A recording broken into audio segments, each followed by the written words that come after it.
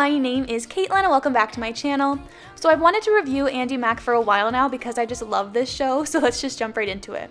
So we start off and the school now has a new principal, and this is the first time we meet him, and the first thing he does is comment on the fact that Andi is wearing leggings, saying that they're not dress code appropriate. And that brings us into this week's topic, which is another reason why I just love this show so much, because they're not afraid to talk about like harder things like this. Like dress codes at school are something that has really been an issue lately, especially for females, and so it was really awesome to see that this show was going to cover that issue. So yeah, the principal's really pushing this new dress code, and so Andi talks to Bex about how it makes her feel like they don't have any choice anymore, like they're in prison.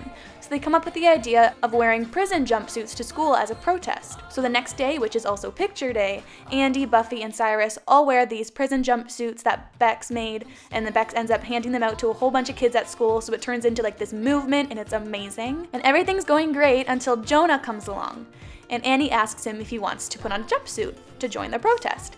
And he says, "No thanks, I'm good." And I think that Buffy said it best. It was along the lines of, he'd be better if he wore a jumpsuit, which I think is such an important line because we as viewers, along with Andi, have been seeing Jonah as like this perfect guy who would be great with Andi, but in reality, we don't really know him that well, which is one of the reasons why this episode was just so important. And it's this issue between Andi and Jonah that really tests Jonah's character. Like the scene where Jonah wants Andi to put her jersey on, and she said she will if he can tell her why she's wearing the jumpsuit in the first place. And Jonah can't even come up with anything to say, even though she just told him like a couple hours ago. Like that blew me away. It was so well done. And so this all leads up to a really great scene at the end of the episode where Andi really stands up for herself to Jonah, basically saying that all this time she's been doing whatever he asks her. She joins the Frisbee team because he's on it and he wants her to join it. She goes shopping with him for a present for his girlfriend that is really mean to her. And she like acknowledges that it's her choice and all, but now she wants to do what she wants.